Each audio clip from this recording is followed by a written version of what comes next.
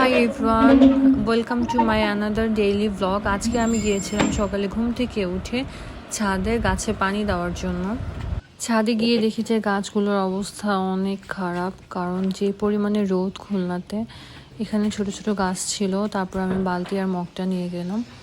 এখানে কল ছিল একটা। তো আমি অনেকদিন পরে আসলে খুলনা এসেছি। খুলনা শহরটা আমার অনেক পছন্দের। এই সাইডে ছিল বাড়িওয়ালাদের গাছ আর ওই সাইডে ছিল আমাদের গাছ। আমাদের এখানে বেশ কয়েকটা গাছ ছিল। এই গাছগুলো দেখতে পাচ্ছেন, এগুলো অনেক সুন্দর। আমি নাম জানি না এই গাছগুলো। তো দেখলাম যে গাছে পানি দেওয়া হয়েছিল বিকেলে, তারপরও এক রাতের মধ্যে পানি অনেকটা শুকিয়ে গেছে। এখানে কুমড়ো ফুল ফুটেছে, দেখতে পাচ্ছেন, খুবই সুন্দর কুমড়ো ফুল।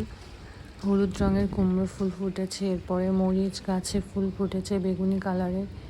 এটা টাইম ফুল মনে হয় এটার নাম। তো এখানে পিঙ্ক কালার ছিল অ্যান্ড ইয়েলো কালারের ছিল। তো আমি এখানে পানি ভরা শেষ। আমি এক বালতি পানি খুব কষ্ট করে টানতে টানতে টানতে টানতে নিয়ে যাচ্ছি।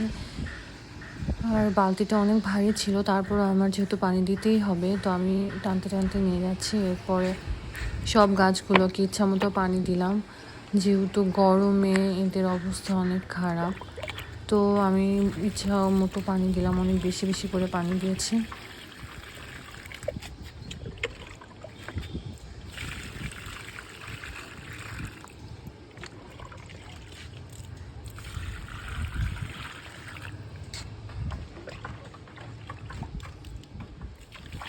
আস্তে আস্তে সব গাছগুলোতে পানি দিয়ে দিচ্ছি। আমি বেশি বেশি করে পানি দিচ্ছি যেন রাত পর্যন্ত শুকিয়ে না যায়, কারণ বিকেলবেলায় এসে আমি আবার পানি দিতেও পারি, নাও দিতে পারি।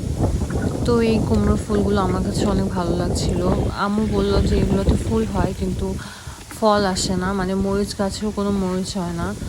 এটা এখানে কোনো গাছ নেই, তারপর আমি পানি দিচ্ছি, কারণ যদি কোনো গাছ আবার হয় এই জন্য এই আশায় পানি দিচ্ছি। এখানে ঘাস লতাপাতা আরও কী কী যেন হয়েছে, আমি নাম জানি না এগুলো। তারপর আমি সব গাছগুলোকে পানি দিচ্ছি আর দিচ্ছি। দিতে দিতে টাইম ফুলটাতে বেশি পানি পড়ছে, পরে বেশি পানি দেওয়ার কারণে এই ফুলটা কেমন মরা মরা হয়ে গেছে। তারপরও আমি এটাকে টেনে উপরে উঠালাম।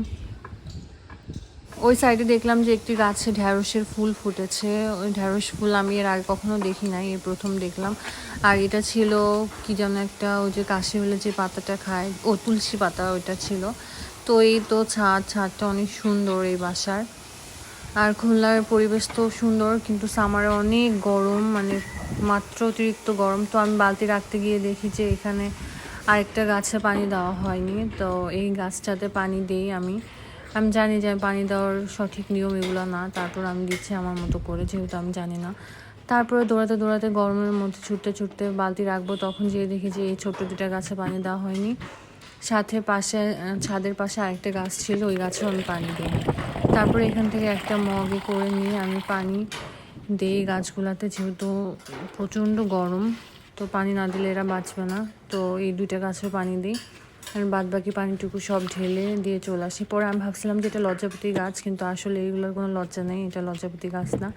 এই গাছের গুঁড়িটা সরিয়ে তারপর আমি দরজা লাগিয়ে দৌড় দিয়ে নিচে নেমে আসবো, তখন দেখি যে আমার দুটো জামা কাপড় রয়েছে। তারপরে জামা কাপড় দুইটা বাসায় নিয়ে আসি। সেই আস্তে আস্তে আমার গরমে অবস্থা খারাপ।